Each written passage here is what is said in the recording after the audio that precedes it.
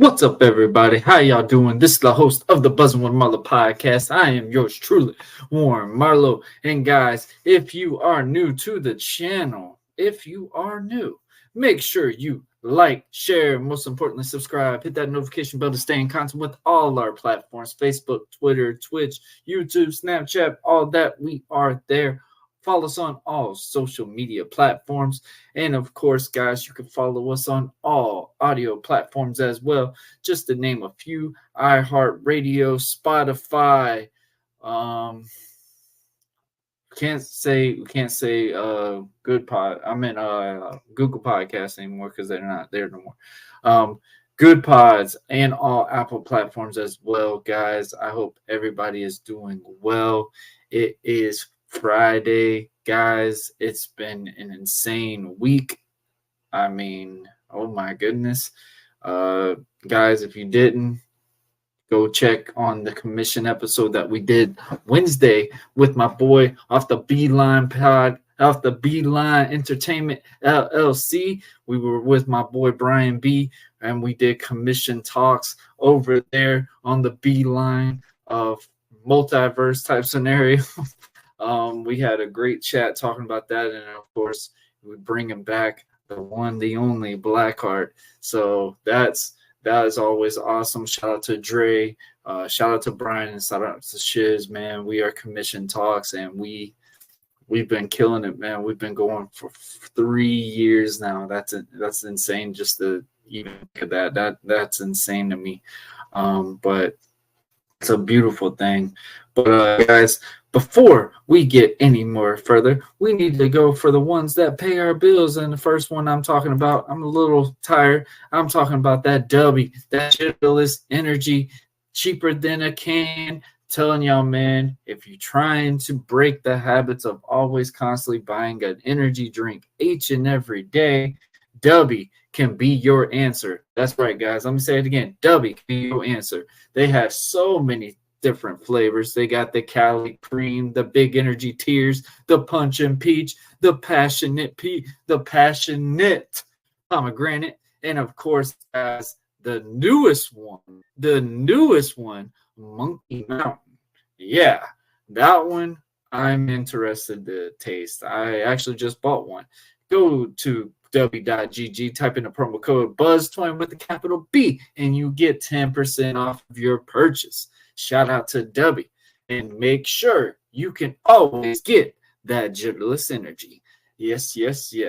And of course, guys, we got to talk about the ones that make our merch. That's right, guys. Bonfire/Buzzing with Marlowe. Go in there, get your hat, get your t-shirt, get your tank top, get your long sleeves, hoodies, 3/4 sleeves, all of it. And ladies, the heat is coming back. Yes. So, ladies, we've got them Razorbacks waiting for you in the shop. Go in there and get you some. Cop it. And, of course, guys, we have 4 different type of items. We have obviously the typical Buzzing with Marlowe logo, the very first and foremost one. We have also the Mr. Red, White, and Blue himself. That's right. He's got his own merch in the Bonfire shop as well. I'm talking about American Prodigy. You can go in there and get you some t-shirts, a hoodie, a long sleeves, everything like that. And of course, guys, you can get the new season 5 logo with them as well. And of course, every setback makes one heck of a comeback. If you ever felt like you've been going through some struggles and you always thought you were down in the dumps and lost in the end, go in there and get you that shirt to remind you you are better, and the patience is a virtue, and the strongers always will prevail. Okay, guys, and of course, type in the promo code BUZZ20. You get 10% off of your purchase. Shout out to Bonfire for making all Buzzing with Marlowe merch as well. Thank you. And of course, guys, we have so much to cover. We've got so much to do. WrestleMania is less than 36 days. We're 36 days away from the big one himself. That's right. I'm talking about the great one, The Rock. I'm talking about with Cody Rhodes. And we're talking about, are we finally going to stop the Tribal Cheif, Roman Reigns? It's funny how I said Tribal Cheif. You want to know why I said it? Because, guys, we've got the self-proclaimed Tribal Cheif waiting in the back. That's right, guys. I got Devin Stevens from the Bloodline Entertainment. That's right, guys. He's here. It's time to go. The big anticipation. Mr. Warren Marlowe, the Captain America of pro wrestling, the American Prodigy. You got so many monikers you can call me. And apparently now I'm a Cody Crybaby, according to everybody in the podcast realm. So, guys, we're not going to waste any more time. When the countdown goes 30 to 1, we will be joined with the self-proclaimed Tribal Cheif, Devin Stevens. And, guys, that will start in 3, 2, 1, right now.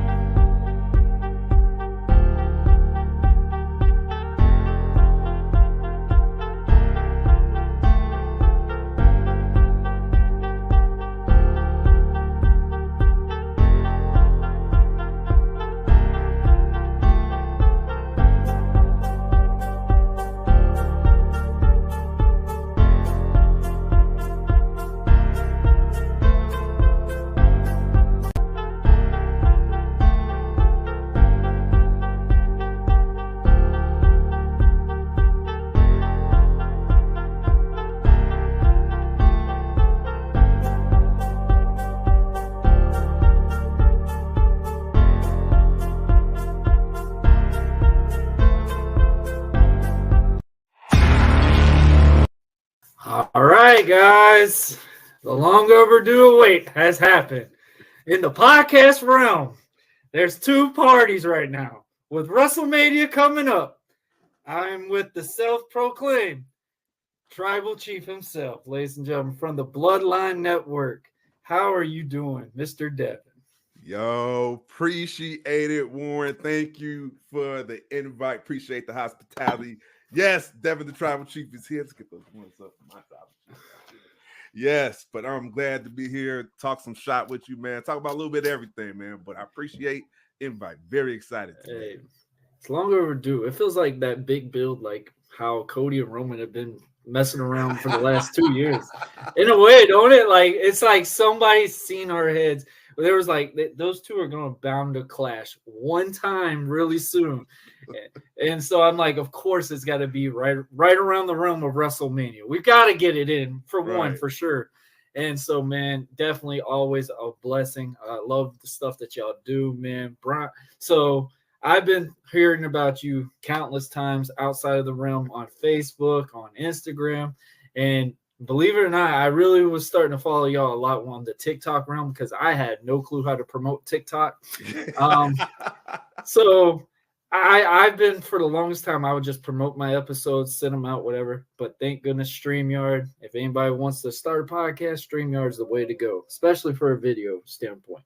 But also seeing that they could do the realms of, hey, we can make shorts for you. Oh my gosh, they made my life so much easier. And TikTok apparently likes it now because now I'm actually getting likes on those videos because I'm just like, I've been putting them out there forever. Nobody's seeing anything of them. Like I'm getting like 55,000 views and it's like 4 likes. I'm like, what is this? It's like TikTok don't like me. But I mean, I'm watching what the work that y'all do, man. Y'all got a great group of people. Y'all are consistently all week realming shows, and it's not just one topic. It's different types of things. You got basketball, you got the football realm, you even got NASCAR. And I'm still shocked about that one because I'm just like, NASCAR's now hit the podcast realm. Okay. Y'all might be the first. Y'all might be it. But man, hey, man, we're doing it all. NASCAR, sports, entertainment. You know, we're doing watch-alongs for pro wrestling, for TV shows, trailer reactions. Man, we're just a variety network. So we, trying to be just a little bit for everybody. Maybe you're a pro wrestling fan, but hey, you come in, hey, y'all can do some gaming content. We do. Yep. We do Destiny 2 with the Tribal Cheif. We do Roblox. We do Fortnite. So we got a lot of content here on our side. Oh, so you play Roblox? Yeah, because of my son. Oh, my son. My son is obsessed with that game. All right. I usually try to find games to play with my kid, like with him being autistic and stuff. Like he loves like the Lego toys, the Lego games. I love the Lego games. Those I can play. Yeah. Roblox, that is rocket science to me. I'm just like literally looking at these characters. I'm like, all right, so what can we do? My son will sit there and like, hey, you play football. And I'm like, so how do you throw the ball? Watch, Dad, you hit this button and he scores on me. I'm like, thanks. You're really helping me to play this while you're beating me at the same time. But it's like, and I was trying to get used to trying to play that. I couldn't get into Minecraft. I tried hard to get in there for him. But Roblox is definitely the game in my son's household. That's the big one. That's the big one that my son finally got me to game with him, because usually it used to be on the PC and mobile, but now they just brought it over last year on the console side on the PS4 or PS5. So when that came over, my son had the opportunity, like, hey, Dad, how about Roblox? And I'm like, all right, I'll give it a shot. Gave it a shot. I'm like, you know what? I'm like, oh, they got all these games. It's like 1 million+ games. Like you said, they got, they got football, sports. They got this thing called blade ball. It's like a dodgeball, baseball bat. That's fun. They got like Dragon Ball Z animation games. They got like something called Blox Fruit. That my son loves Blox Fruit. I'm loving Blox Fruit. They got scary games. And now we implemented it on our show, and we call it on Wednesdays. We do Roblox Wednesdays. So my son's joined because he got his gaming channel too called X Void 8. So yeah, he does his thing as well, and he's just following my shoes, I guess.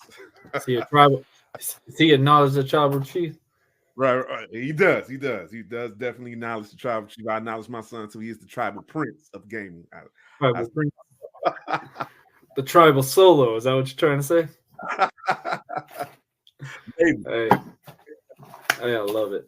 But Devin, man, if nobody knows who you are, man, tell us a little bit about yourself. Oh man, great question. So people know about me. I really don't like to talk about myself. I'm really, to myself. I'm more of an introvert. So when you see my personality, I know I could come out as more of an extrovert. But people that know me, yeah, I'm to myself. I don't go out. I'm not at parties.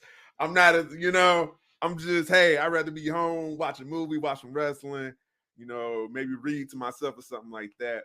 But yeah, I'm just a family man. I got 4 kids, 3 girls, 1 boy. My girls came first. And I got grown girls. I'm a grandfather too. I have a grandson. So yes, I'm a papa as well. Husband. Shout out to my wifey as well. That's my number 1 fan, aka my heart, my moon, my stars, my everything right there. The Tribal Queen. Yes, the Tribal Queen. Get my one up for her as well. No, it's got to be the twos. It's got to be the twos up. Twos. Oh, the twos. Oh, you know the twos up. You got to get the twos up. Yep, the twos up. That's you got to be the one. You got to be the twos. Yeah, but yeah, shout out to my wife, man. She's definitely been my rock in my corner. We've been together for almost 17, going on 18 years. Been married for 11 of them. There you go, man. I don't know. Yeah. I think you Photoshop a lot of this on the camera. I mean, you don't look like no grandfather. I'm sitting there looking like, bro, he's got to be at least maybe close to the 40 room, but it's like very edgy type scenario. I'm like, I say 36, 37. And then when you say grandfather, I'm like, they just get looking younger now. That's what it is. But you're close though, man. I'm turning 39 tomorrow. Okay, there you go. Yeah. I'm around that age of 40. Next year I embrace that 40 age, the new chapter in my life. But right now it's the last chapter in my 30s, which is 39, which I'm going to enjoy every second of it. I love it. I love the personality. I love what you bring with that. So I love how you were talking about with your wife and the kids and stuff like that. So we got to talk about this first. So how did this all get formed out? Obviously, you being a diehard wrestling fan like this, like what made you want to get into the podcast realm and then have your own network? Ooh, man, so great question. So it's all started, I want to say maybe 2014, 2015. Shout out to my guy. We still friends to this day. I call him the Grand Sire because he was the one that sired me into this content / podcasting world. So, during my job, that's when I met him. Our paths crossed. We had some great conversation. I'm like, what do you do, outside of this? He's like, oh, I go to college. I'm in radio. I talk about sports, wrestling. I'm like, what type of wrestling? Like pro wrestling. I was like, okay. And it just kicked off a whirlwind of rabbit hole conversations. I've asked the question about, okay, what's podcasting? What do you do here? And he was telling me about that. I'm like, it sounds very interesting. I was really, real curious about podcasting, and he put that little bug in my ear and that little seed, and it just grew over time. And then I want to say I started the year before COVID. So COVID started in 2020. I started 2019 in January when me and my co-host Hafiz, when we decided to start a podcast pro wrestling show, and it was called Clark Street Wrestling. Yeah, based off where me and him met at in Chicago, up north in Logan Square, off of Clark Street and Diversity. And that's the reason, I came up with the name Clark Street Wrestling. And we was going real smooth to about, maybe about 4 years, and in creative difference of opinions in wrestling, kind of just like, you know what? I think it's that time that, hey, I didn't know it was going to happen, but you go do your own thing, I go do my own thing, and it is what it is. And that's what happened. And that's in that limelight after Clark Street was over. I was already in the process of networking with other podcasters. And in that process of networking with other podcasters, that's when I was named Devin the Tribal Cheif, the Tribal Cheif of podcasting. So I never called myself Devin the Tribal Cheif. That was a nickname that someone came up with. I always called myself Devin the Heel Dude. All right. Because I love heels when it comes to wrestling. Something about the bad guy, mixed in with maybe a little good, but he still has a code that he goes by. And that's someone is honorable that, I don't know, kind of resonates with me. Something like Stone Cold, or even the Tribal Cheif himself, head of the table. But that's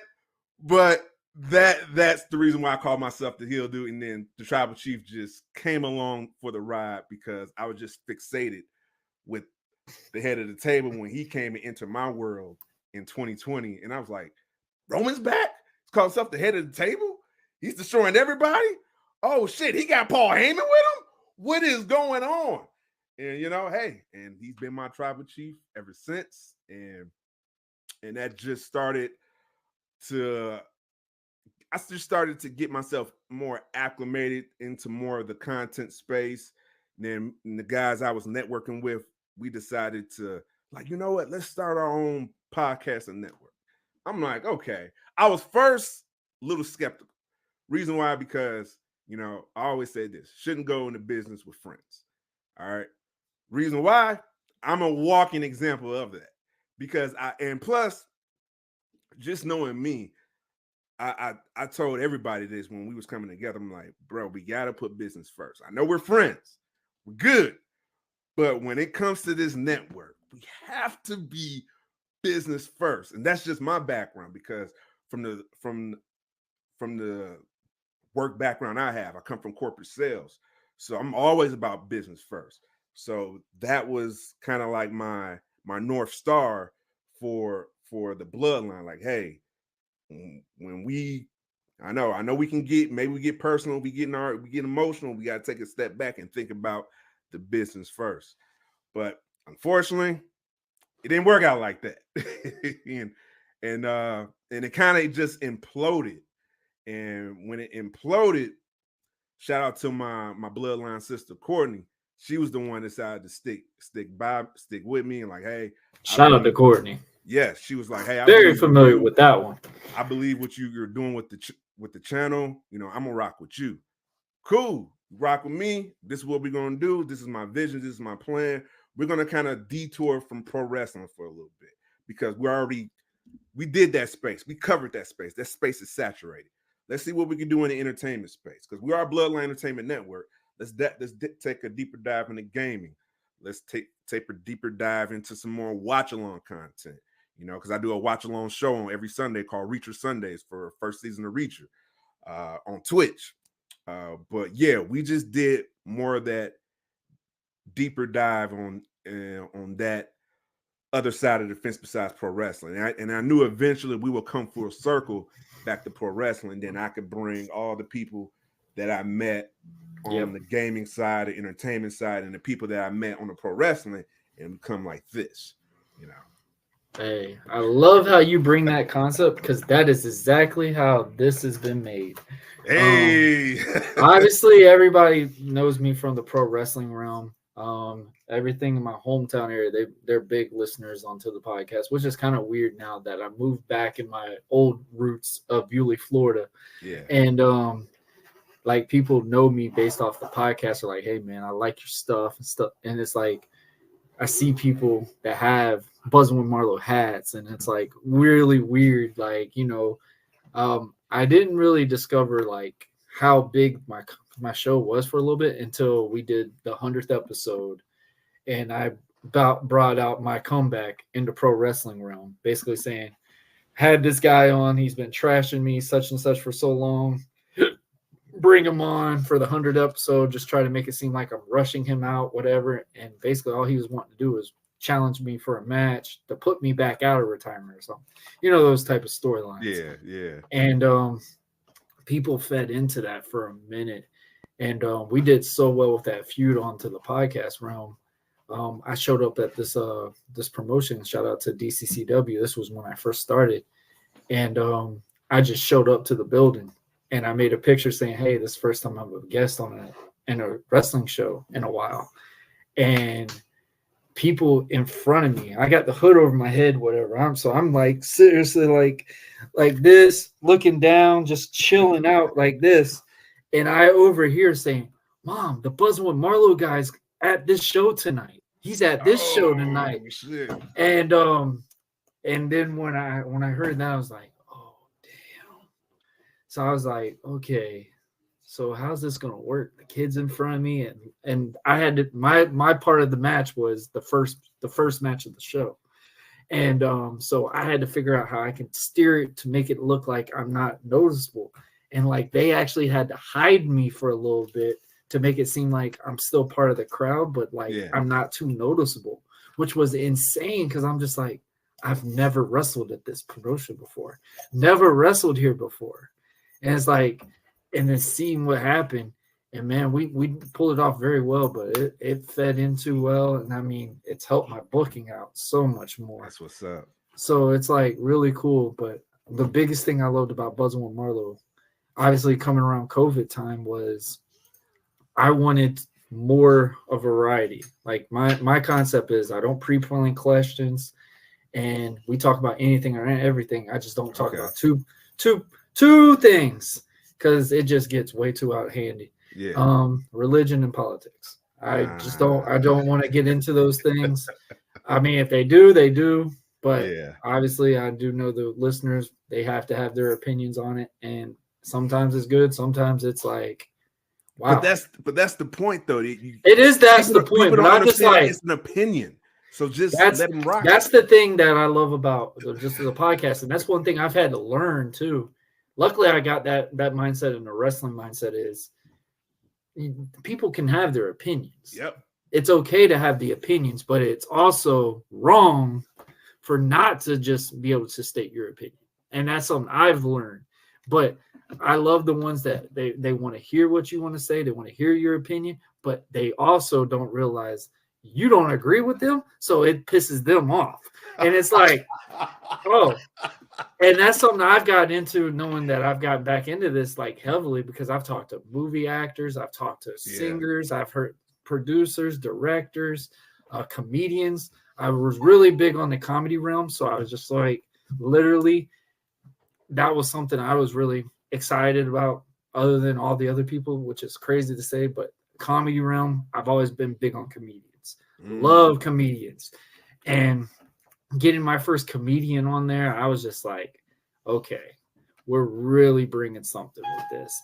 and it just showing the whole thing. And I was just like, all right, this is getting something really cool. And my wife was starting to listen to some of them because I actually had people that talked about women's stuff on here, skincare, stuff like that. And that's something I've always learned. I always joke about it. I said, this is probably why I'll never be rich, because I care about the next person before me. And that's something that's just something that's always been instilled in me. I always want to bring up somebody more than me bringing myself up, which sometimes that's my downfall, but it's also I always not your downfall. That's a great characteristic of a good man.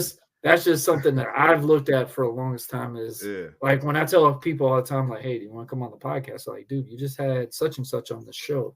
You want me to follow that? I'm like, come on and have a conversation. That's not that hard. If you're not nervous about the camera, we can just do an audio. Nobody will see your face. Like, it's just like, it's so weird to like how people feel about it because they have their opinions on social media. When the keyboard's working. Keyboard warriors. But when that camera's on, yeah, it's quiet. They quiet. I tell you. I'm like, what are you quiet for? But I love how you brought that. And same thing. That's one reason why I made. I created the Commission Talks with Blackheart and Dre on Wheels from the 1130 podcast because we three just clicked, and it wasn't like we knew each other in this realm. We just knew each other from the typical, hey, I'll follow you if you follow me, listen for listen type scenario. And Dre called me out on it, which was crazy. Dre's like, hey, dog, I hope you really listen to my stuff. And then I heard that he liked to listen to, and when I heard his opinion about pro wrestling, I was like, hey, I actually used to be a pro wrestler type scenario. And then of course that when he wanted to know more, and we got just connected from that. Same thing from Blackheart. And man, shout out to both of them guys because we've been going strong with Commission Talks for now 3 years. There you go. And I mean, we've had add-ons, we had add-offs, we have add-ons, you have add-offs, but I mean, me and Dre have been consistently still doing that content. And I mean, that's something that we look forward to on Wednesdays because it's like we pick the topics. We each take turns. Like if we have 3 or 4 people in the group, we pick a topic each at a time. Yeah. That is our job. We got to put the topic together and whatever. But it's like, it's so amazing how like people have so much trouble putting that together. I'm just like, bro, if you figure out how to get this representation, because I talk about it all the time. Like, if y'all could show as much effort as y'all do for y'all's favorite celebrity podcast, come on. We deliver just as good as that. Yeah. And it's like, and the funny thing is my mindset when I was in the podcast, when I coming out of the independent pro wrestling thing was, I want my name all over the place, all over networks, all over streams, all over platforms, everywhere. So it's like when I can Google my name and it's not just talking about my basketball or my pro wrestling stuff, and it's actually talking about the podcast stuff, and I'm just like, okay, this is impressive. I like this. Yeah. And it's just like, and I think that's what just keeps motivating you to keep going more and more. But of course, people hate what I say about pro wrestling, but they also want to hear what I want to say. Haters are necessary. That's what I said. And this is one thing. This is one thing, and I think you could agree to this. When Commission Talk started, the reason why we blew up so quick, because we were not on the AEW honeymoon stuff. I was calling it out from the beginning, and people were like pissed off, like, hey man, just started. I'm like, I would know a good bit about the AEW realm. Yeah. I mean, in the behind the scenes scenario, I don't want to get too revealing on it, but it's like I knew a lot that was going on in the whole independent realm type scenario going into that. And I was just like, oh, everybody's going to sign there. And then when that contract eases up, if it ain't as good as it was when they first signed there, they're not staying. And I mean, you see it coming and you see where it is going now. Yeah, it's a rotating door over there in that company, man. It's crazy. I mean, I hope TNA don't get like that, knowing with Scott D'Amore and stuff like that. But hey, man, so we got to talk about it. You talk about it. You the Tribal Cheif. So obviously we know who you go for. We know who it is. I remember knowing who you were from the Clark Street Wrestling because I was in the comments and I'd piss off your co-host when I sat there and said that all these guys that he was talking about in AEW, and I said they have no character work. And I'm pretty sure you could agree to this because he was hot one episode. And I was like, you don't want to quiz with me about wrestling, buddy. And it was just like, and I told him all my past, and he was just like, okay. And he actually messaged me at the end of that episode. And like he messaged like, so what's your story? Why do you feel like you know so much? And I was like, well, I've been such and such, all these things. He's like, okay, I do respect that answer a little bit. But he said, I'm not gonna lie, man. You had me hot for a minute when you were talking about some things that you were saying. And I was just like, that's the one thing I love doing. That's one thing why commission when we first did it was the concept was me and Blackheart just going at each other's throats. Yeah. And Dre's just sitting there like, hey, y'all do y'all. Y'all do y'all. Yeah. Yo, this is crazy, but they can have it. So it's like literally me and Blackheart going back and forth. And it was just so funny because like even behind the camera, people really thought me and Blackheart didn't like each other for a good bit. Because we made it look like that. It was that debate. Like it's like that Skip and Shanahan type debate. Yeah, Skip. And it was like, yeah, that's what he calls me. He calls me the Skip Bayless of pro wrestling. And it's like so funny because I'm like, yeah, I want to be that bad guy because I really just can't stand some of these wrestling fans that literally will talk about, oh, they can't work, they can't do this. I said, have you ever had your back hit one of these ropes? I guarantee you would have a trouble working if that's the case as well. Yeah. I never got that perspective of critiquing wrestling like that. Like, oh, he's not hitting the ropes right now. That I'm like, bro, motherfucker, do you do that? Do you do that? That's like saying from a perspective of a fan from watching that perspective. Yes. That's one thing I liked about your stuff because I was like, all right, he looks at it like a fan. He's calling himself the Tribal Cheif, everything. Like, yeah, he's a fan. I'm all for it.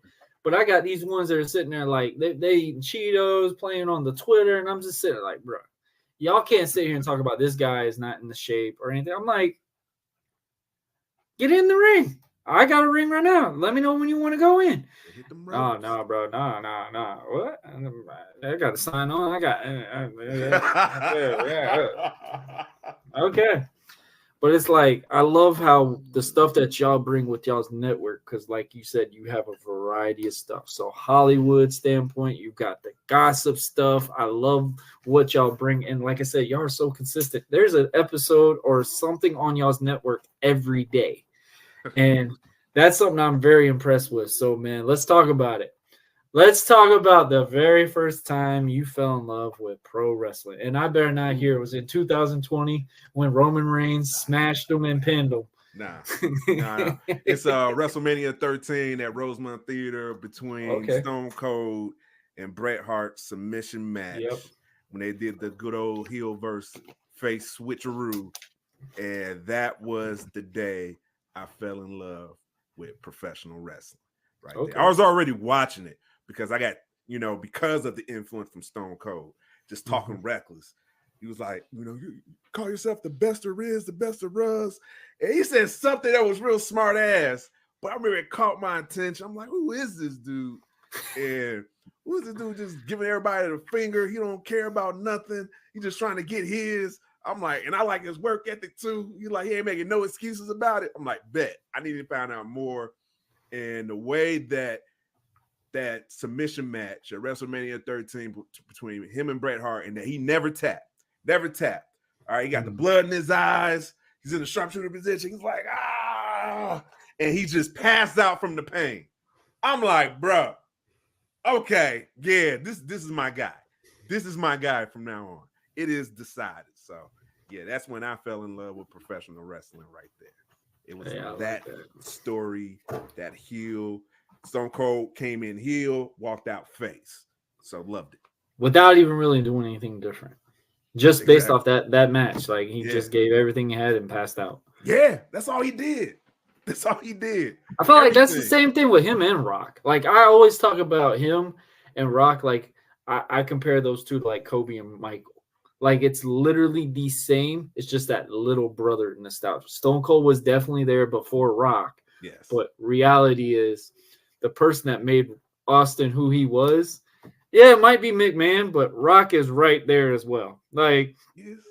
Triple H was there, but Rock was definitely that guy, in my opinion. It was the Rock. It was the, their rivalry, their story rivalry is something it's not even just in the art. wrestling realm. It's literally, I'm surprised they never made a movie about it. Man. I don't know who would play Austin. I mean, Rock could probably still play himself if you really think about it. And just he looks double the shape that he was back then. I'm just like, that was the one thing that blew me away was like, because I've been a diehard Rock fan. The time I fell in love with The Rock is because my mom watched wrestling. My mom's side of her family, they watched pro wrestling all the way from the NWA days. And I would watch my character, of course, my mom was Stone Cold. She loved Shawn Michaels. Obsessed with him. And all the kids at school were all Stone Cold fans. And I was just sitting there like, bro, I'm getting tired of hearing about this middle finger bald-headed guy. Like, I get it. He's cool, whatever. I don't drink beer, so it's not like it's going to affect me type scenario, even though I'm like 6. Like, come on, man. Like, no, I was 5. I'm like, come on. I'm like 5 years old. Like, all y'all are like, yeah, hell yeah. I'm like, bro, y'all are 5 years old. What the hell are we going to do with all this? Like, come on.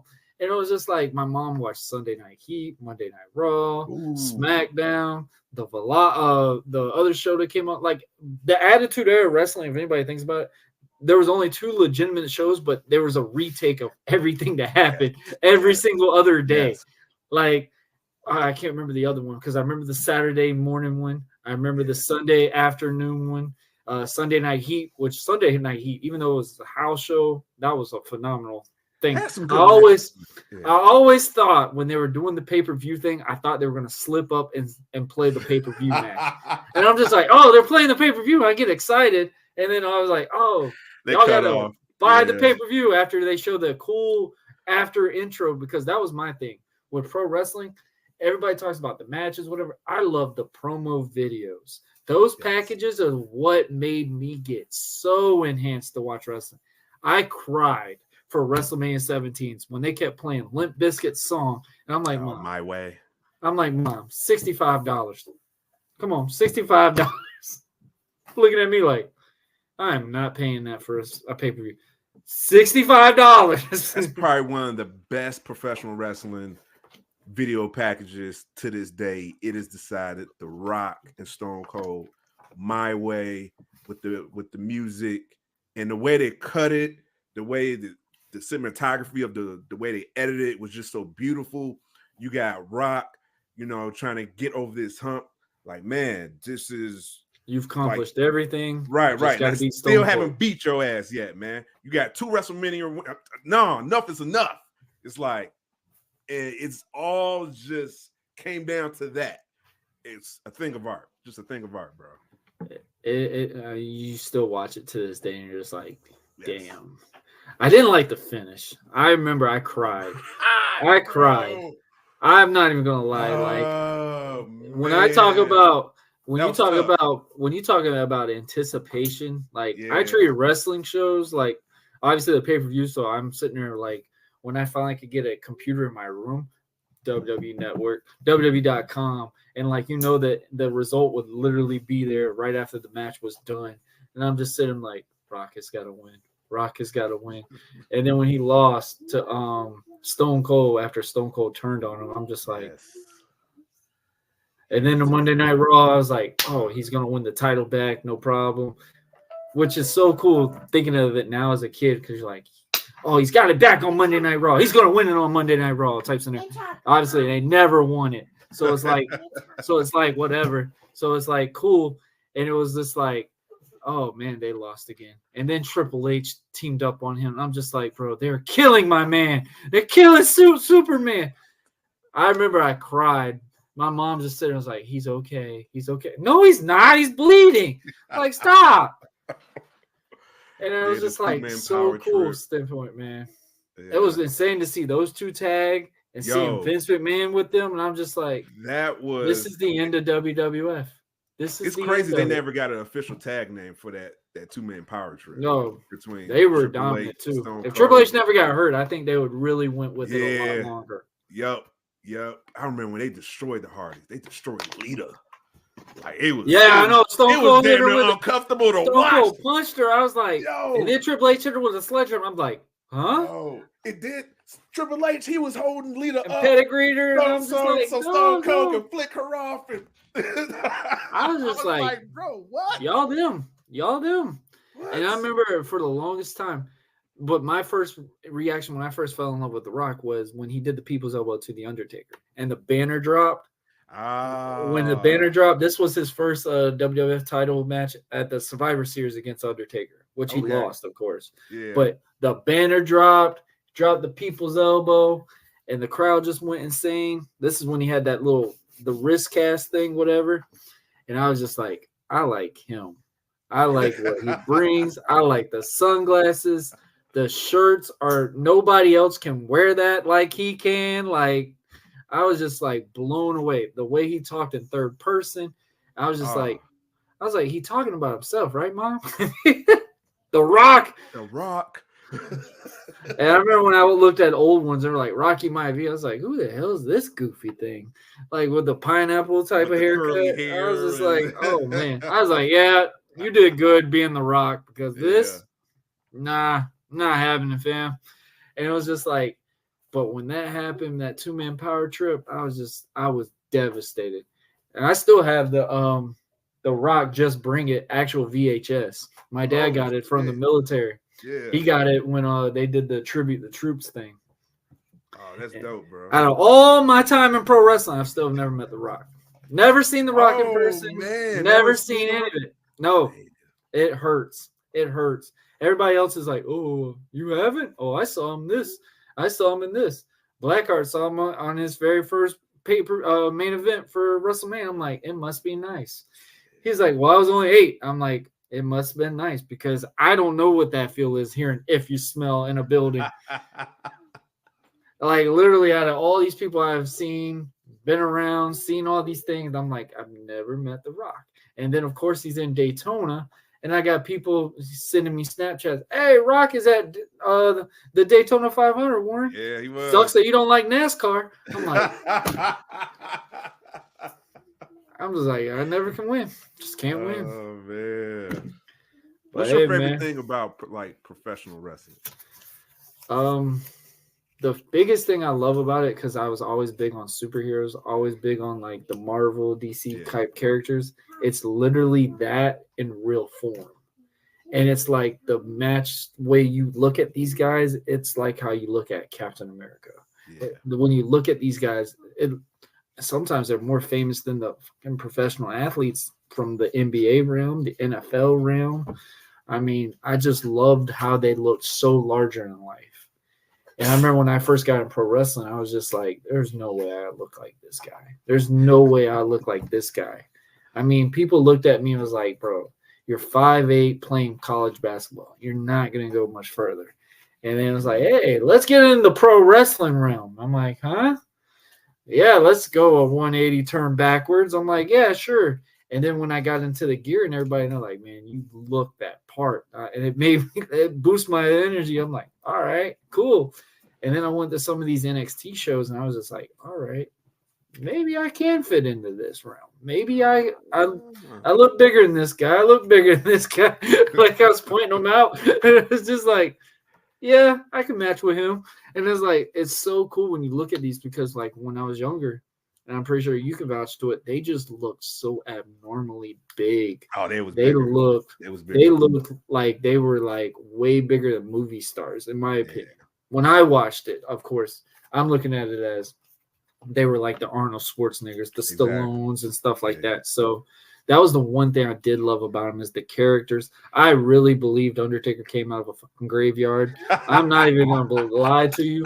You know, I don't lie about this at all. I said people had Freddie, they had Jason, they had Chucky and all them. I was terrified of the Undertaker. And he was legit scary. And I remember a house show and it was supposed to have been a SmackDown. They turned it into a house show. And Taker came back with his Phenom character with Paul Bearer. and he blacked the lights out, and he was like glimpsing around the crowd. I'm just sitting there like, please don't be near me. Please don't be near me. Please don't be near me. And I look up, and he's not even like 3 rows, like not even 2 steps down from my row. Hands up, eyes rolled in the back of the head. I swear to you, I had to go to the bathroom afterwards. It was bad. I felt like I was gonna die. I'm not even gonna lie. Like, I looked at this man, he's gonna zap me dead. Like, there ain't no lie. My cousin, he was terrified of Kane. And I was just like, why? Kane got a mask on. He don't look that scary. It was still something. They're like, Kane's got flames. He's got fire. I said, the hell with that. This man's eyes are in the back of his head, glistening white. Like, that's not normal. That was the part that caught me. Kane, it was like that mask. What's that? Michael mask. It was the similarities to that mask of Kane. Just a dead, blank expression, and he's silent. Something about that was very scary. And when he was at voice box for a long time. Oh yeah. I was just like, oh. But as a kid, you're like, oh man. I remember when they told that story when he first pulled that mask off, and I was just like, it was the normal thing, but I was just like, the way they did it, I'm like, oh, his face really was burned. Like, it just makes you think about it. It's just great how they tell these stories, and they stuck with them for so long. Yeah, and that's one thing I mean I always loved about WWE. And one thing I did take pride about it was you have these kids that literally have phases. Like, of course, when you talk to people, I'm pretty sure before now it's not as bad as it used to be, but we talk about, hey, do you like pro wrestling? Especially when I had to give out flyers at the time. They're like, well, I watched it when I was a kid. So, I mean, of course, you have your phases when wrestling is in somebody's lifestyle type scenario. That's true. But I could take pride and say that I loved wrestling because I loved wrestling. It wasn't the fact that Johnny or Timmy got me into pro wrestling. Like, I literally loved it because I liked to watch it. And so that was something that I really took an amount of pride in, because I'm like, a lot of people got me into NBA and all that.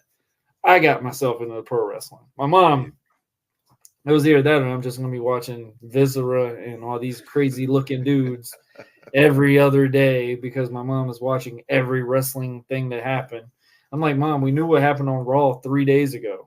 A big time wrestling fan, though. But that's what's up, though. That's what's up. It's a long nostalgia, man. Yeah. With me, I kind of had to find wrestling on my own, too, like from a fan perspective. Like, my parents wasn't into wrestling. I remember I have it on. My dad was like, "Why you watch this?" You know, I was like, "Cause it's fun." I'm like, Stone Cold, he's the dude. But my dad, he was just like, "I don't get it." My mom, you know, certain matches, especially the Diva match, I was like, "Oh, I gotta turn this off," you know, because my mom will walk in not at the right time during the Attitude Era. Some of these Diva matches, I'm like, "No, Mom, no, can't be coming in at this time." So. Yeah, man. Like, so, but for me, I found it on my own though. Found it on my own, and you know, it is what it is with the wrestling. I enjoy it too, and I still enjoy it to this day. Like, yeah, I had that lapse period. Yep. I think I want to say like pretty much right after Eddie died. And you saw the business kind of change for WWE. They started going more a kiddish route. And to me, I kind of just fell out. And so from that to about the summer of Punk, when I actually came back into wrestling, full-fledged, and I've been in, you know, and I just been tag teaming that ever since. I like how you said that, because I got out of it after Cena got hurt for like half that year. He came back at the Rumble. And I didn't really feel really as good as I did about that WrestleMania that they had. And Batista was slowly being in and out. But the main one that got me back into it, of course, I was waiting for so long for him to come back on Valentine's Day, out of all days, February 14th, 2011. Rock comes back to pro wrestling and being the WrestleMania guest host type scenario. Rumor was it was supposed to have been Justin Bieber, I think. It was Justin Bieber. It was supposed to be the host, and they're like, no, it's The Rock. And it was just like, I remember watching, I was like, all right, now I'm back in it. And it was like every other day, Rock is in it. And I was like, oh man, he's feuding with my boy John Cena. Like, bro, you left. I had to like him. Like, don't go after him. And it made me turn on Cena. I'm not even gonna lie. Like, okay. I told my mom, I was like, hey, I like him, but he home. he home. He home, Mom. And it was just like, I was like, hey, because I always had a reference when Rock left. I said I wanted to, because obviously me playing basketball, he kind of like, I was related to what he was dressed in and stuff like that, you know. Yeah. Wear the basketball type clothes. I always felt like if you played basketball, that's how you dress type scenario. So I got entwined with Cena, but I always said I wanted to dress like Cena and look like Randy Orton. Those were the two metaphors I always used for the longest time. I was diehard Randy Orton fan. He reminded me so much of The Rock in so many ways. There's just not the promo type scenario. Yeah. But it was just like I loved everything that those two brought. But when they got hurt that one year and that, like, it was still as can be. I'm watching Triple H versus Jeff Hardy. I'm like, when the hell is Jeff Hardy going to face Triple H for a title out of all things too? And I was just like, it got so bad. And then, of course, when Rock came back, and I was like, yeah, I'm here. I'm here for it. The only time I was in and out was obviously when Royal Rumble and WrestleMania. Those were like the ones I stayed consistent with, even when I was out of it.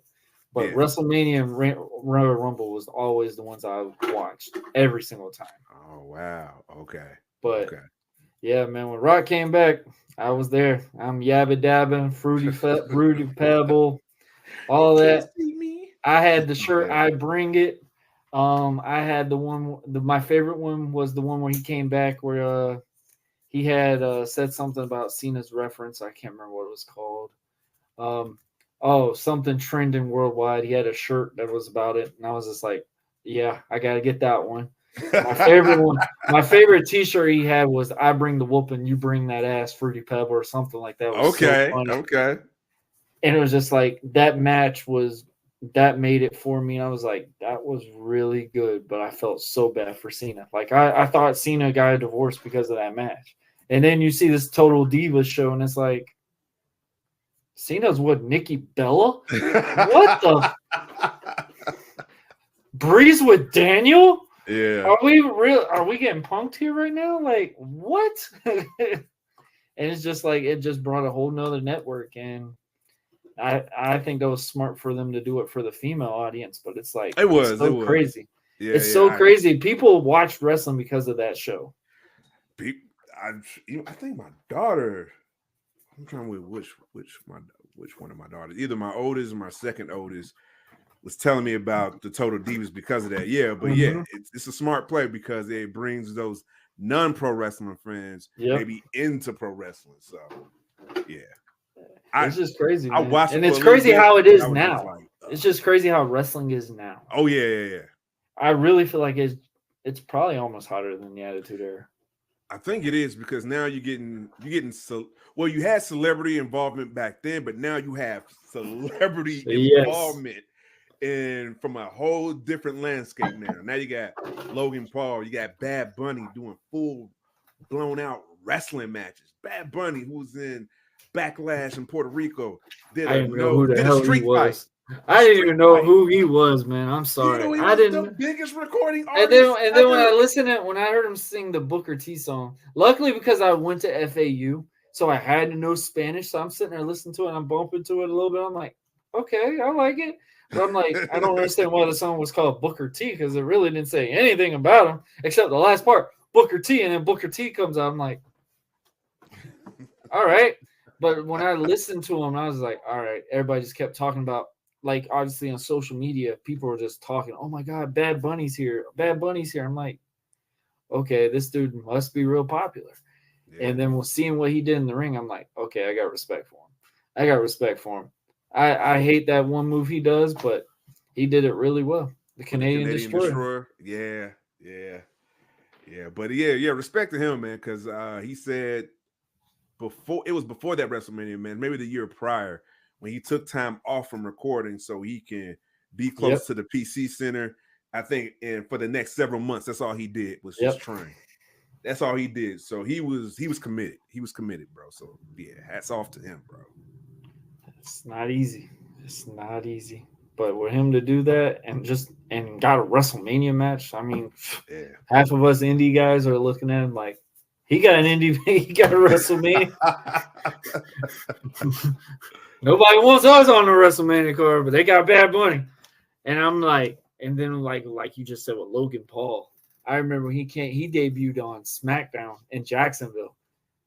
Non-wrestling fans, one of my best friends, he was more of a WCW guy. Yeah. And he texted me, he's like, dude, I just heard Logan Paul's at that venue. I'm like, who is this guy? And everybody's like, are you freaking kidding me? I'm like, I don't know who this dude is. I don't pay attention to YouTube like y'all do all the time. Like, I don't know who this guy is. Bro, he's like the biggest star on social media. I'm like, okay. And then I watched this stuff. I'm like, okay. All right. You that guy. The way I watched him, I watched the Floyd Mayweather fight. That was all I really knew of this man at that time. And I was just like, oh, he's getting into pro wrestling now. Good luck. And when he did that first match, I'm like, all right, he could fit this. He could fit this. Yeah. Not as a babyface, but bad guy, yeah. Oh yeah, forever. He got that bad guy. Yeah, that heel character. Forever, you're never going to be a babyface. That's one guy I will for sure say won't be a babyface. Well, it worked when he did that Crown Jewel match with the Tribal Cheif, and he was actually getting support there. It worked for that match. For that, I guess it's an outlier, but I hear what you're saying though. Not in this audience. Yeah, not the stateside. Not this audience. They tried it. They're like, hey, you good. But nah, bro. Nah. Not today. But I mean, the stuff like we just said, man, like these celebrities, they're getting more involved into the pro wrestling realm. I mean, you saw the vignettes where Hugh Jackman punches Zack Ryder and stuff like that. Well, Matt Cardona. But it's like, it's so crazy to see how box office wise, not only WWE is, but how much it's revolutionized for the whole wrestling realm at the same time. Yep. Obviously, you know the difference between WWE and everything else. That's the best way to put it. WWE, everything else. Yes. I mean, might offend some people, but I don't care. I'm just being honest with it. AEW is not the production as big as this. And you could tell from the characters and the nostalgia and everything. And I mean, I love how the build was for this quote unquote AEW and WWE feud. They kept taking all these WWE guys, and I gave them props when they got CM Punk. And I was just like, I want to know which CM Punk they got. Did they get Phil Brooks or did they get CM Punk? And everybody got so mad at me, like, hey, man, you just got to be open-minded. I said, don't worry. We'll find out in about a year or two if y'all got the Phil Brooks we all know. Mm. And then when it happened, oh, F this guy, blah, blah, blah, blah, blah, blah. Oh, my God, he's back in WWE. Oh, my God. I'm like. What's crazy is I was a big CM Punk fan, even when he came back for that, United Center for AEW Rampage. I remember me and my daughter, we was in there in our Tribal Cheif shirts. It was crazy. It was fun. It was fun though. But yeah, and then when that happened with CM Punk, he had that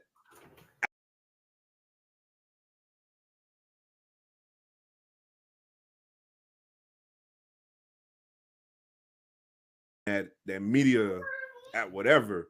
Yeah, that's when I just lost respect because I didn't care about, I heard the rumors, what happened with him and the Young Bucks. I didn't care about that. It was what I visibly saw, talking about another man's mom, another man's mother, when he had no reason to bring that up at all. I'm like, bro, and you next to your boss and you just loose with the mouth like that?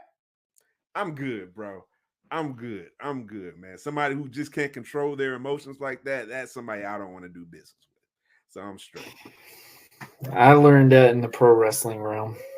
Really bad. Yeah. I remember seeing some guys I remember my first show that I got to work outside of the main promotion that I worked with. And I was really excited about doing this because I was going to agree to do this match with this guy. And I'm watching all the past tapes he watched. I mean, this dude worked John Cena, done all this. I'm super excited about this match. And shame on me for watching a big production show and then thinking it was going to be like that in my visual. And when he got to the building, and I'm just sitting there, I'm like, is he allowed to work? He doesn't even look like he can walk straight, yet alone do all this thing.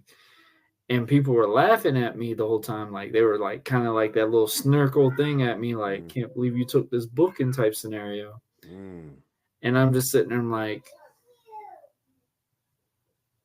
he knows my finisher, right? And it was just like, and I thought I was going over at the time, but nobody told me. Oh. Nobody informed him this because he's thinking he's going over. Yeah. And it was like, and then when I see him get a nice little pick me up, I'm not going to say too much on it, but it was a nice little straight down the table. I looked at it and said, no. Yeah. I'm not doing this. Yep. I'm not doing this. I looked at the promoter and said, I'm not doing this. I'm not doing it. And he's like, are you kidding me? And my entrance song is going on. The crowd's popping, whatever. And I'm just like, I'm not going out there. I'm not doing it. I said, he just did that and you're okay with it. I don't care how big a good person he is, how big of a star he is, whatever. I'm standing on my morals on that part. There you go. You got your standards. Hell and yeah, oh, it gave me a bad name for that year though. Hey man, it's, sometimes when I tell you, because it was still in that old school mindset, like you're booked. You don't cancel on it, whatever. And it was a nice little drive, but I was just like, not doing that. I'm not. He took my pay and everything, which he took half my pay to begin with, because anybody knows in the indies, if you work one of these big time names, whatever you want to say, they take half your cut. That's called the pay your dues type scenario. You're giving back to that person. You're saying appreciate the house type scenario. Right. Even though we weren't the main event or whatever, I appreciate the house. That's how they've always used that reference. But it's like when I saw that, and I was just, and I really made me really second guess a lot of things on this thing. So I'm like, there might be a reason why you're still not in that big company, for one, and two, it's like. And then nobody was going to inform me on one spot that was supposed to happen. And I'm just sitting, I'm like, I wear a mask. That's not going to work. Because if that burns, y'all are getting paid. Y'all are paying me for that mask. I'm not doing all that. And it was just like, it's just so cool to see like the changes of pro wrestling itself now altogether, especially now that I'm back kind of in this realm. Yeah. It's so much more different than what I was when I first got into pro wrestling. And that's something I am happy to see. And it's kind of scary to see at the same time, because it's like sometimes you could predict a lot of things, and it's like now it's unpredictable in a way. But it's like seeing the changes, like what you said about CM Punk. I've never liked this guy. And when he shot that promo after the Royal Rumble on Monday, my wife looked at me and said, how do you not like this guy? He reminds me of so much of you. And it bothered me a little bit that she compared me to him. And I was just sitting there, I'm like, I don't get hurt getting thrown over a rope. But I saw where she was going with it. And then seeing his promo, and like literally he was tearing up. Like you could tell that really bothered him. And I literally looked at it and said, okay, I might have a little bit of respect for him now, just because I can understand and relate to that scenario. But it's also at the same time, it's like, how long does that with this? But how do you see wrestling as a whole right now? And like, what makes you so excited about the wrestling compared to what we saw in the Attitude Era? That's such a great question. What's different about wrestling back then? I answered that. So I'll answer that last part, and then I answer the other question. What's different right now in wrestling in the Attitude Era compared to now? It's a big difference in social media. Yeah. That I think that's the big difference in the key driver of, now I have more control of my brand now because of the outlets I have with social media as compared to with Attitude Era. You just kind of just find out if you're a draw or not through the crowd in today's. But I think it has. I think it comes in two folds too with social media. Yeah, it's a great driver, but also you got that other side of social media, which is that negative, because it comes with that, because now with social media, everybody you have access to social media, but yet it works in a two-way street. People have access to you too. So now you leave yourself open to the public opinion. But I guess that all falls back to you of how mentally, strong are you able to deal with that, because you put yourself out there in the social media. I've learned that the hard way when I first entered Twitter back in 2019. Oh my gosh. Because I was like, because I was trying to find out ways how to grow the brand. Clark, like, all right, I need to have Twitter, I guess, see how this Twitter thing works. I'm like, oh, okay, Twitter's like this. Whoa, it's okay. It's just a bunch of public opinions, but people getting their feelings about it. Oh my gosh. My opinion is better than yours, and here's why. And they never were right. You're never right. They're never wrong. Right. And I'm like, what's the point of posting it? Yeah, like, and you know what? I don't even take Twitter or social media serious now. I just take it for what it is. I just needed to network and meet some cool people along for the journey. That's how it is. Anything outside of that is outside noise. If I see a tweet or just an opinion about wrestling, it's whatever. You can have it. I'm not going to entertain that, or you're going to say, sometimes I post, sometimes I'll share it. And his reign needs to end. Whatever. No. Hey, you're a non-believer. I get that. I love my tribal chief. That's what matters to me. I love my tribal chief. That's what matters to me. I love how you talk about that, because I literally would do that sometimes. And that's how I would do on commission talks. I'd pick a topic that people I knew would piss them off. Yeah. Because I knew me and Blackheart could really have that mindset and really talk about it and like really get in depth and like, hey, which role do you want to play? You want to play that's a right way or that's a wrong way? Like, we would talk about it in the back. And it would just piss people off. People really were like, Blackheart's right on that scenario, but Warren, you're right on this scenario. Like, they would really think we just were pissed off at each other in this thing. So they would really just watch us just sit here and banter back and forth for a good moment. And it was just like, it's so funny seeing these things. I'm just like, bro, they want to know an opinion, but they don't agree to it when it's not theirs.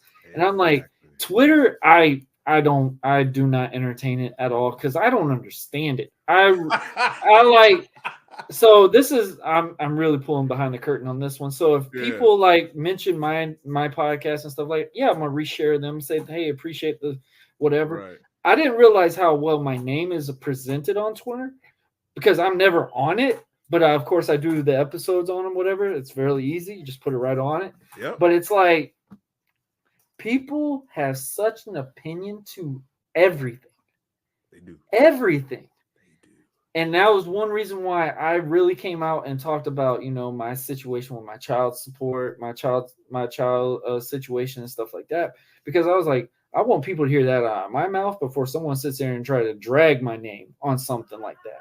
Yeah. Because, I'm not with my son's mom that I was with in high school, which if they want to know more of that, they can go on the episode which it happened.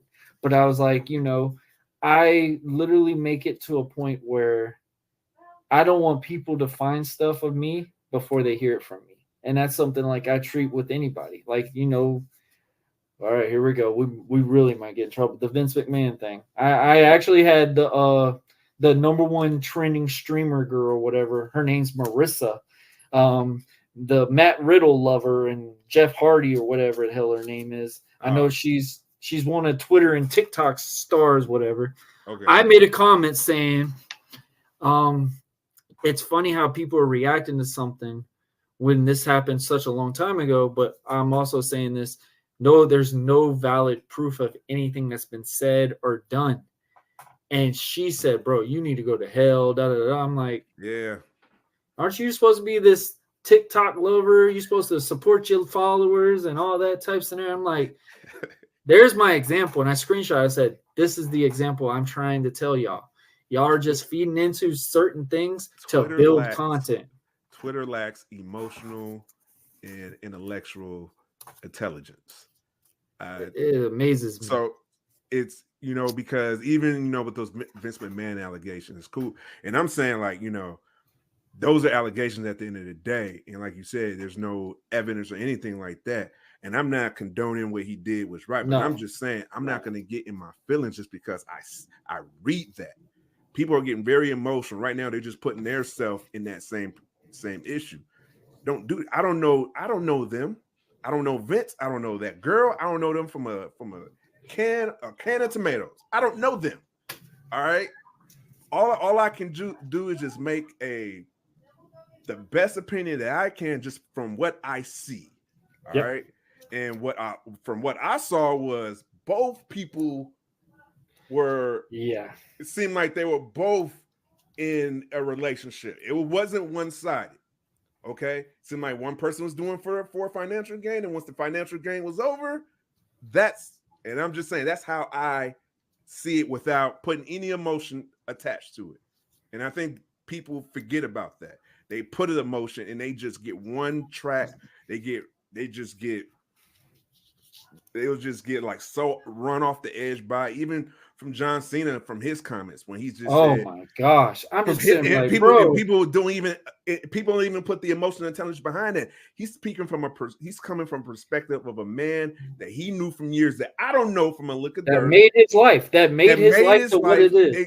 Exactly. So for what it is right now. All right. You can't just sit there and go, hey, I hate this man. I'm gonna hate this. No, because this man gave you so much opportunity to give you what you have. Like Cena, out of anybody, I gotta say him and Rock are the most WWE guys outside of this whole realm. If anybody wants to be real, I would say Batista. Batista loves wrestling, but Batista really loves Hollywood.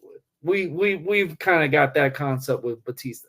Even though he loves wrestling, he's like, the only reason why he was talking about coming back to the wrestling realm was because, COVID happened and we're on the strike and I'm not making money right now. So we could be honest on this one. But I mean, I love Dave, but it's like, and I try to tell people also, it's like, man, think of this as like your father-in-law, someone that you've been close with for the longest time, gave you so much opportunity, whatever. Are you literally just going to say, I don't care for what you've done just because of one action? Like, I get it. If he's wrong, totally. If he's wrong, he's wrong. I'm not going to condone it. Yep. I'm a father of a daughter. I would never want to have anything. That's what I'm saying. Like, we're speaking on perspective of, and we're looking at it as if that was our daughter, we would have a reaction. We would have some type of feel to this. But for that situation and the way that it went out and how it's been portrayed as, it's just like, man, like, if it's wrong, he deserves to get what he's got. But it's like, if this is not true, bro, and then you just tarnish someone's legacy out of this. And I've said it numerous times. I said, think of it this way: one of the number one pop singer, dancer, whatever we want to say, ever in this whole world. Who do you think it is? Say number one pop singer, pop icon Taylor singer. Swift. Well, before her. I don't know, Beyonce. No, Michael Jackson. Oh yeah, you said Michael Jackson. Okay. If anybody really want to get blunt with Michael Jackson, Michael had some really shady stuff behind the scenes that he done in his. Well, past. Remember those allegations? Exactly, those allegations and stuff like that. So that means nobody's going to listen to Beat It or anything like that anymore. If that's the case, like, it's just like, if we look so in depth and deep into these things, which I do agree, celebrities don't need to be acting like they're higher than everybody else. And I've noticed that too, into this realm, into the pro wrestling realm and stuff like that. But it's also, at the time, man, let these people live their lives. Like, we're not all getting paid for this. We're not all getting this thing as like, oh, WWE is not paying us to do these content things. and stuff like that. So when I'm seeing these people on Twitter, I'm like, bro, as much energy as y'all do with this thing, y'all could be making millions of dollars doing something into this realm if y'all done it smart. But no, y'all want to be in these Twitter spaces and just sitting here and just mouthing off what you feel like. And it just amazes what's me. scary is what if it happened to us? Some allegations. You telling me you guys were so quick to believe the allegations instead of just asking me or just seeing for but that's just scary, man. Nowadays the allegations seem like it's more it's more as you get the allegation, you're guilty. You're guilty, yeah. Think about what happened to Johnny Depp, in his situation. I think Johnny Depp, man, I forgot that actress name. Amber Heard. Amber, right. And she was accusing him, but it was actually the other way around when they had the evidence that came out. She was actually the abuser, and it was crazy. And it took a year for it to find out the actual results. Yep. And they already tarnished Johnny Depp from it. Yep, he already lost his Disney got released all of Pirates of the Caribbean, done. No more future roles for that. I mean, it's just crazy. I had an experience with that, and I do talk about it, and I'm not scared to talk about it. When I talk about with my son ordeal is when my kid's mom took my son for 8 months, and I didn't have anything to do with my son for that time because there was no contact or anything. I had to literally take her to court just so I could have my kid back in my life. The judge instantly looked at it as father versus mother type scenario. And that's exactly what they went with. Regardless of how good my record was, I never really done anything wrong. I had a speeding ticket. That's the worst thing you ever got me on.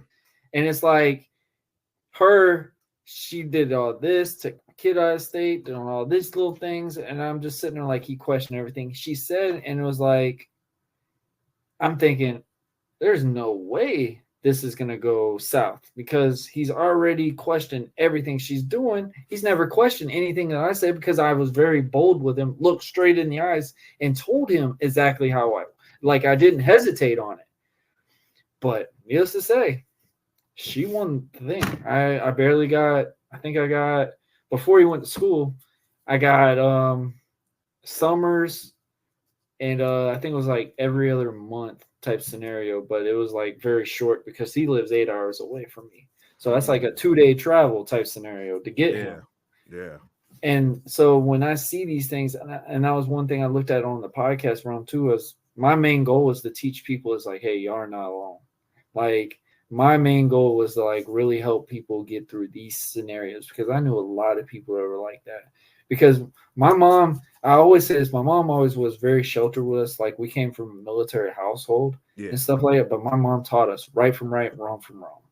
And my first experience with the cop ordeal with that, it made me question a lot of things into this world.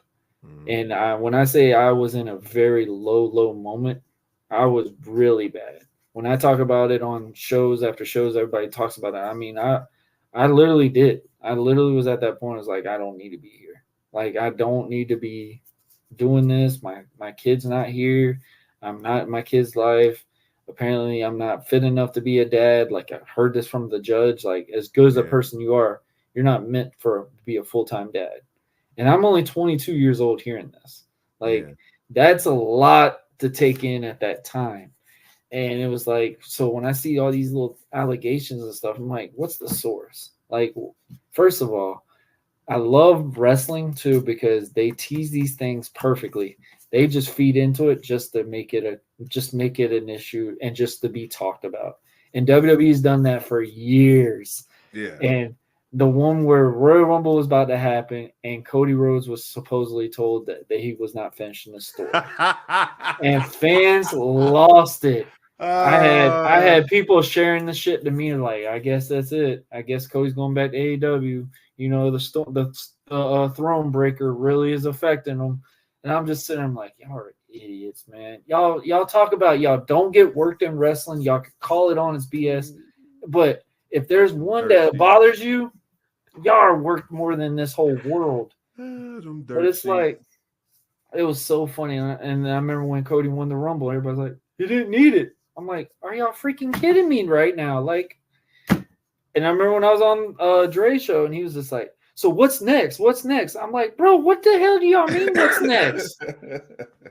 I'm like, bro, give the man some time. If it's a babyface guy, guess what? You know what's next? All these heels get a lot of showcase now with Cody. What's next? Like, come on. Like, y'all just seen this man break his pec, come back, do all these little things. And literally, in reality, other than Roman, Cody has been the one carrying that company. Like, Roman and Cody are the two main ones. I don't care what people say about Seth. Seth, for the longest time, was over because of his entrance song. I did not believe anything else off of it. And it was just like, when you see Seth now, I'm like, and when I saw Seth in that press conference, I said, this is why pro wrestling is what it is, because they know how to make you they make you get invested into these products. When I knew Triple H and Rock were going to get into this, I said, bro, this is about to be Yes Movement remade all over again. And I'm all for it. Yes. And it's just like, everybody just keep talking to me about it. And I'm like, oh, you keep talking about it. It's like, it's going to be such and such. I said, dude, as long as I've been doing this, wrestling has always been recycled. And this is one thing that works to be recycled if you do it right. This right now is the best thing that they're doing right now. With The Rock back on the bloodline, let me ask the Tribal Cheif, how do you feel about The Rock being in the bloodline picture? Love it. Love it. Love it. Love seeing The Rock back in the mix. Just love seeing The Rock, period, back in the mix in professional wrestling. You know, hopefully we get him for a good while, a good look, like, you know, a good stage, just seeing him in other segments throughout the week, or, you know, or sprinkled in. But just to see him in that limelight, I'm excited. And I'm very excited now. He's linked up with the Tribal Cheif, head of the table with the ones up. I'm ready to see, are we going to get like a 2-man power trip part 2 with the Tribal Cheif and The Rock now? Like, I have even more questions. And like I said, my excitement is through the roof because of it, man. Hey, I love it. So I do got to give you that really hard question as well. How do you feel about Roman being the little brother to Rock right now? Oh, you know what's funny, man? I don't even see that as a hard question, because I actually kind of pointed that out when I had did a recap for the press conference. Yeah, I watched and it. I was telling this to my guest host. I was like, I don't know if it's you, I don't know if it's me, but I was getting like little brother vibes, like just the way The Rock felt like he was just over it. Just the energy of The Rock felt like, I'm a little bro, Tribal Cheif. He's my sidekick. You know what I'm saying? I'm the main star. He's the co-star. That's the energy I was getting. That's how the optics was working. Maybe they need to do a better job of, like, all right, they looked at it. All right, we're going to have to redo it. You know, every time we're going to have The Rock and the Tribal Cheif together, they might fix that going forward. But for that instance, for that moment, I did question myself. I'm like, is The Rock little brothering the Tribal Cheif right now? Because that's what it looks like. That's what I mean, he looked bigger than both guys put together. Man, the traps were like, bro. I was just like, when he stood next to Roman, and I'm like, Roman's not a small dude. And seeing The Rock in this tank top, and I'm just like, bro, usually it's the other way around. It's not the legend bigger than the talent right now. And I'm just like, dog, Rock is. I mean, he's working out what 7 days a week, like it's insane. And just seeing the stuff with Roman, I mean, Cody's changed his whole damn frame. I'm so glad he actually got really into really taking care of himself, because he used to just do that bodybuilding lift, and that's why he always had that not fully toned scenario, because he was just in that bodybuilding realm, and that's how he get hurt a lot. But just seeing how this story has been panning out right now, where do you see this going?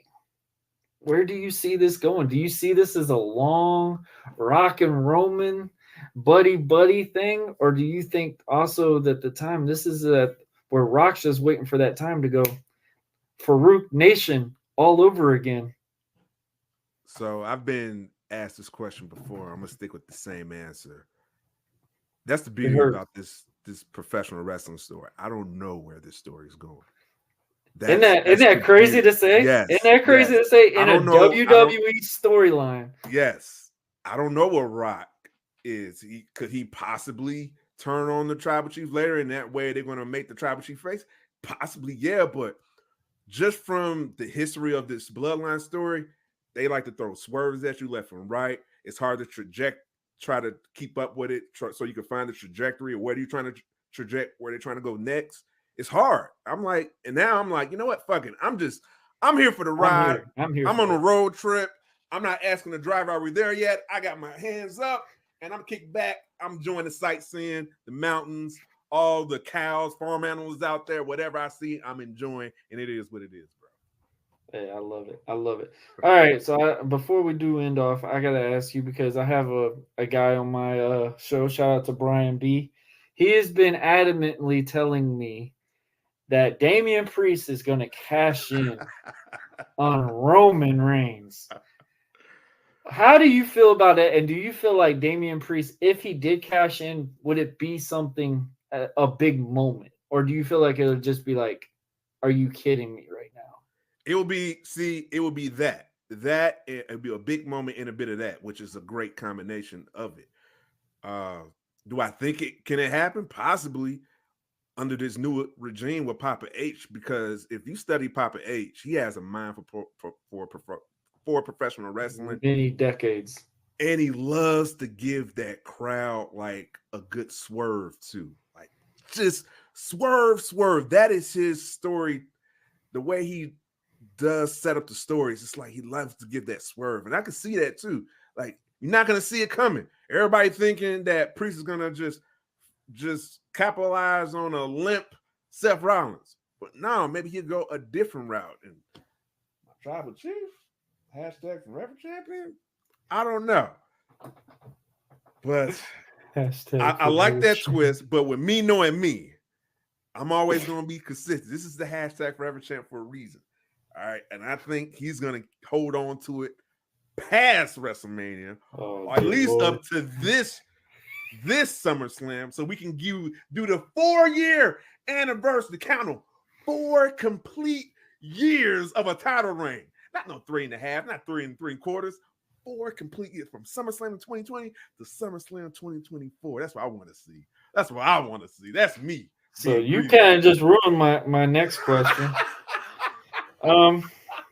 So what is your personal opinion about Cody Rhodes? Do you feel like Cody is, when we go back and talk about the guy that is that perfect dance partner for Roman, I honestly got to say Cody's matches with Roman were a lot different than anyone else's, other than Sami Zayn's, because Sami Zayn's was like that tier feeling for him at that time.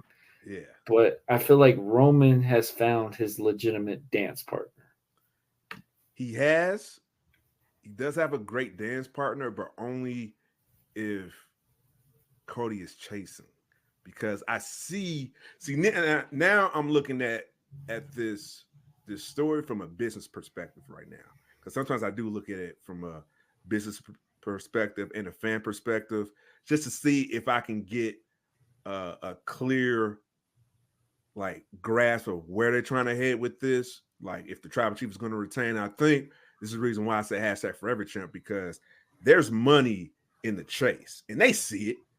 Because once Cody, I think it's going to be a game mode. But once Cody gets there, once he grabs the brass ring, then what's next? You know what I'm saying? Then what happens to the We Want Cody? What happens to the Cody Crybaby? Do the Cody Crybabies turn into, oh, okay, I'm over with it now? This you know? Because if we give you what you want, and then you don't like it, and I'm like, then you just prove my point. Then you should Do you think Cody could carry the company after beating Roman? He's shown that he has the vernacular, he has the look. I've seen it during the press conference. You know, he'll like, hey, bring me some of that Mountain Dew. Oh man, this is some good stuff, cheese and crackers and all of that. But he can carry the show. He can be the face of WWE, but it's just not within his whim right now when you got the Tribal Chief. Because I remember when the Tribal Chief said once he's done, he's done. Like once he's done with that title, he's done. There's no more. I really do believe after Roman does drop this title and his and Rock's match happens, I think Roman's probably going to retire. I really think it might happen just because. I mean, just look at the track record with Roman. Roman's not there as much as it is. And this is something I tell people all the time, and I'm pretty sure you would agree with me on this. Yeah. Roman doesn't have to be there all the time. Oh, no, he doesn't. Roman's already beat. I talk about it. Just look at this timeline. Roman dropped the title after finally beating Brock Lesnar, finally beating him. And you get the night after that pay-per-view, you're booing Roman out of the building, and he just told you, he has cancer. The crowd changed instantly. Crowd literally just had an emotional feel to him because they didn't even understand. Are like, is this a joke? Are they really doing this to make us care about him? Like, is this really something to happen? And I mean, it did add up because they were always talking about Roman couldn't pass the drug test. So obviously, that was something for him to get for his cancer. So it kind of did add up and make sense for it. And for him to give that universal title, be gone from pro wrestling, come back after being in remission, coming back, I mean, it was perfect. Coming back, took another time off, and then became this full-blown heel in 2020. I mean, if it weren't for this guy, WWE wouldn't be what it is after that COVID era. But I think also at that same time, you got to have the good guys win sometimes. I'm just speaking as a whole promoter's mindset. People can talk about, oh, it's because you're a Cody head, whatever. No, I'm talking as a whole aspect because the biggest reason why you build this big box office bad guy is because you got to have that big box office good guy. And they got to invest in this, and they got to care about him to beat that big box office bad guy. Now, my thing is the way that they've done this story with Roman, with Cody, is just like what they did with Rock and John Cena. And I think even though this match is going to be way better than Rock and John Cena's match, as much as I love Rock and I love Cena, WrestleMania 29, it was a hard night. And I could tell when Rock got hurt. I could tell when I'm just sitting like, you could hear people at Buffalo Wild Wings. They're like, man, he's digging in his pants pretty hard over there. Like, it was just like, it was very known. Like, there's something not normal for Rock over here to be like, bro, you can't wait till you get out of the locker room to mess with yourself. Like, what's going on? And I'm just sitting like, oh shit, he's hurt. And it was just like when he still wrestled that whole match, I was just like, it would have been so different if he wasn't hurt, obviously. Yep. But it's like that match finally gave John Cena that rub that he needed, but also at the same time, it was a whole transition for the audience with John Cena. But I think obviously WrestleMania's got to be that fairy tale win. If they don't do it, it better be in fucking Madison Square Garden. Those are the only two locations I could think of this whole storyline. But it's like but obviously you see Cody can be the guy to carry the company, whatever. But yeah.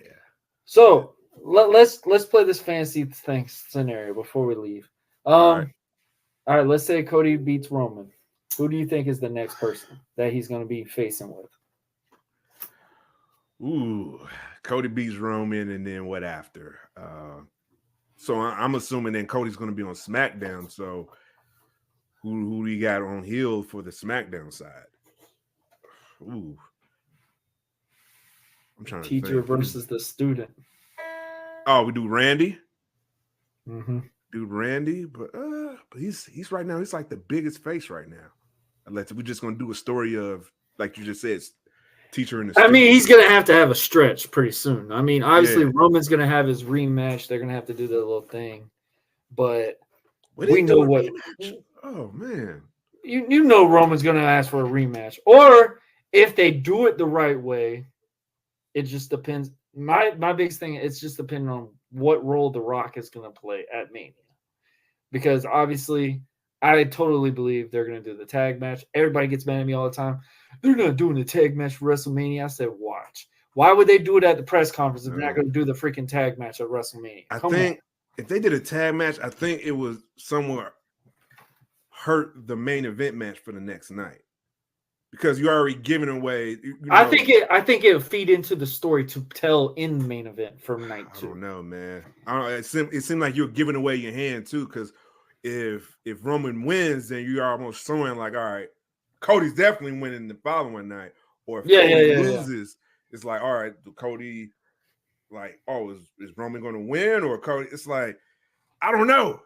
I don't like that. That's what you gotta love about the sport, bro. It's like I don't like that. And you know, people we put these wrestling content out, and everybody's like, "Hey, man, what do you think? What do you think?" It's like when you tell them, you're like, "I don't know." Like, what the hell you mean you don't know? You've been doing all this. I don't know. That's like a football game. We're not saying height. We're not throwing the ball. Like, we don't know. And it's just like, it's so crazy, but I love what wrestling is doing right now. And I mean, good Lord, I really want to go to Philly, but I feel so bad for everybody as well because it's going to be super cold outside in that building, that venue. Yeah. But I also think in April. Yeah, that's what they were talking about. But they said it's still being like 60s. Yeah, 60s. It's not terrible, tights, but man. And tights and body oil. Oh man, that might be a little struggle. Yeah. How good are this? Is there a heater in this ring? I did hear they do put heaters in the ring and the canvases. Well, yeah, I was like, that's gotta be nice. Yeah, but night 1, night 2. I think it would be good because also it helps Seth Rollins in the same way because he gets his main event. I think he wants a singles main event though. He wants a singles main event, but I don't know. But this is how I would do it.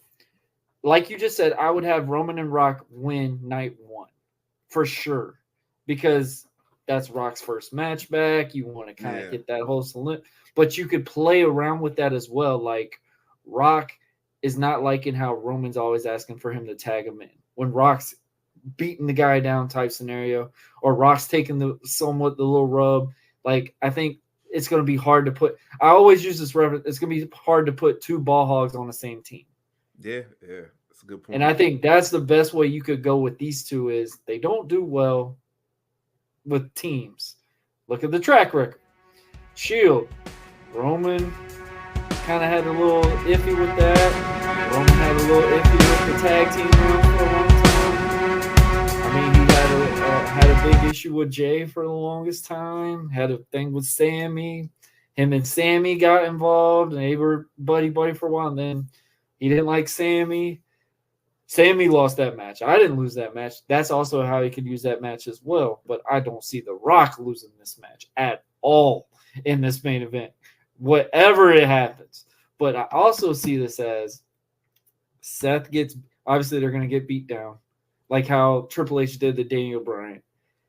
You're going to be like, I don't know if Cody's going to compete the next night or whatever, but I think Damian Priest will cash in on Seth at that main event. Ooh, so we get a cash in on night 1? Night 1, he cashes in on Seth because obviously Rock and Roman beating up Cody and Seth. Yeah. And the bloodline, they're going to all be involved. And then that main event, the way that they're telling this story, I like how it is. It's like this is the last opportunity for that locker room to get that title back home type scenario. I think that's how they're using the references. Get back home. And I love how they're using it. But I was like, exactly. I don't know if you watched my episode. I've been using that reference for a long time, bro. It's like last year's was the Infinity War. This year's Endgame.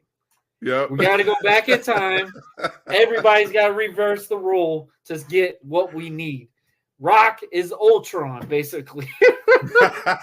I just thought about it. I was like, Rock is technically Ultron right now. That's the best reference. And obviously, everybody's like, so which one's Cody? I'm like, are you fucking even asking me that one? Really? Captain fucking America,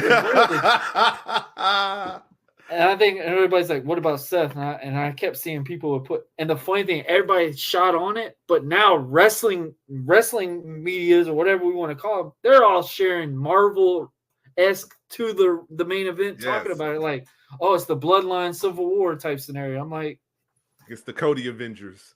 The Cody Avengers, like it's so funny. And of course, Jay is gonna be that underhand's like, hey. And I still think Jimmy's gonna turn on Roman at the Mania. Because obviously that main event match, I think Roman's gonna be pissed off that he loses to Jay or something. You shook his hand. How dare you do that? You spit in our face type scenario. Like, I just feel like that's gonna be a good story, what they're gonna do with it. Okay. Every good story has got to have that magnificent ending. I think they're doing really well with it. They are, man. So where do you think the end of this story will be? Rock and Roman? Or do you feel like it could be a continuation even without Roman? Ooh, because this is, the Bloodline story. But the Bloodline story, I think it definitely is mostly about the Tribal Cheif. This is shame. High Chief Peter it's shame that High Chief can't be here because, man, imagine him in this storyline. Oh my goodness. Yeah. But they said The Rock is actually the High Chief now. Yeah, he's the High Chief. Yeah. Yeah. So yeah. I don't know. They could. I could see Rock and Tribal Cheif finally aligning, not aligning, but coming to blows. All right. Rock is the High Chief. I'm the Tribal Chief. We need to figure this out now. Mm-hmm. All right. Who is the chief of all chiefs, basically. We could see that, or like you said, another continuation, man. Hashtag Forever Champ. We go another year. Maybe try Cody can do it, be a three-peater. A three-peater. All right. There's only one other three. There's only one person who ever won three Royal Rumbles. I'm not invested in three Royal Rumbles to win this damn pay-per-view. Back to back. And then finally, maybe WrestleMania 41. Oh, all right. Man, you can have it now. It's hot and ready for you now, Cody. No. Hot and ready after three back-to-back Royal Rumbles. That's AEW booking. No. No. I said what I said, people. Yeah, it's AEW booking at its finest. Actually, no, AEW don't know what a long storytelling is forever. But I like the opinion, man. I don't. 3 Royal Rumbles just to win the match. Oh my gosh. Yeah. That's a lot on me. I think that's worth the price of thrown in the Tribal Cheif. That is not worth my FaceTime. Price. I will have to deal with all it. I'm just turning my phone off the rest of that week when that happens. I won't be on commission. I ain't gonna be on nothing because they're gonna be like, Warren, get on here. Mike's gonna be on FaceTime in the building, be like, hey, it's happened all over again. But hey, man. But Devin, man, I appreciate you doing this today, man. Is there any last words, man? Guys, check this man out. Follow this man at the network.